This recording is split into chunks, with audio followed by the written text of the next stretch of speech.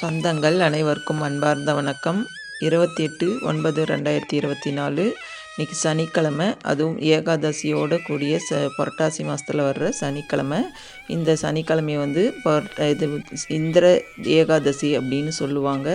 இது வந்து ஒரு ரொம்ப முக்கியமான ஒரு நாள். இந்த நாள் வந்து வருஷத்தில் ஒரு நாள் மட்டும்தான் வரும். அதுவும் இந்த சனிக்கிழமை நாளில் வர்றது வந்து ரொம்ப ரொம்ப விசேஷம்.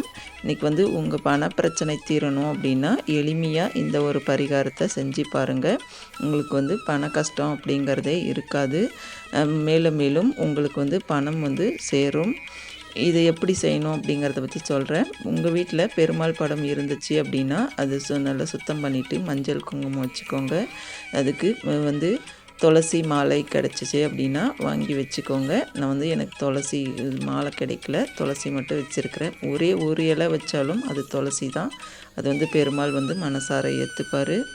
அது மட்டும் இல்லை, இது வந்து சாமந்தி பூ வந்து பெருமாளுக்கு ரொம்ப உகந்த ஒரு மலர். அதையும் வச்சுக்கோங்க. வச்சுட்டு எப்பயுமே போல் பூஜை செஞ்சுக்கோங்க. நெய்வேத்தியம் வந்து உங்களுக்கு என்ன விருப்பமோ அதை வச்சுக்கோங்க. இல்லை இன்றைக்கி படையல் போட்டு செய்கிறீங்க அப்படின்னாலும் செஞ்சுக்கோங்க.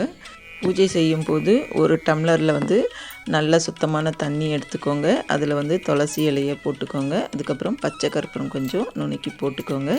இதை வச்சு சாமியெல்லாம் கும்பிட்டுட்டு அதுக்கப்புறமா வந்து அந்த தீர்த்தத்தை வந்து கொஞ்சம் நீங்களும் சாப்பிட்டுக்கலாம். அதுக்கப்புறம் உங்கள் வீடு முழுக்க தெளித்து விடுங்க. தொழில் ஸ்தானங்களிலும் தெளித்து விடுங்க.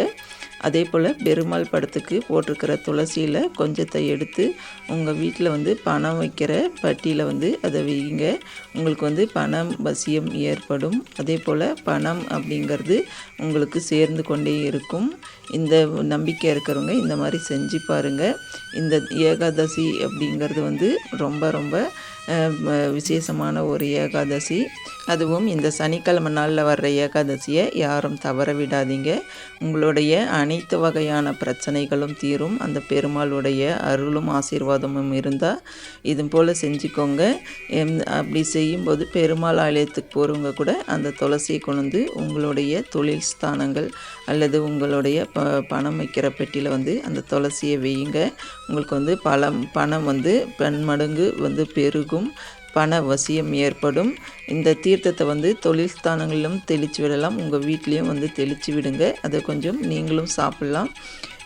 இப்போ அது மட்டும் இல்லை, துளசி உங்கள் வீட்டில் துளசி வளர்க்குறீங்க அப்படின்னா அந்த துளசி செடியில் வந்து கொஞ்சமாக காய்ச்சாத பால் விட்டு அந்த துளசி செடியை தொட்டு வணங்குங்க.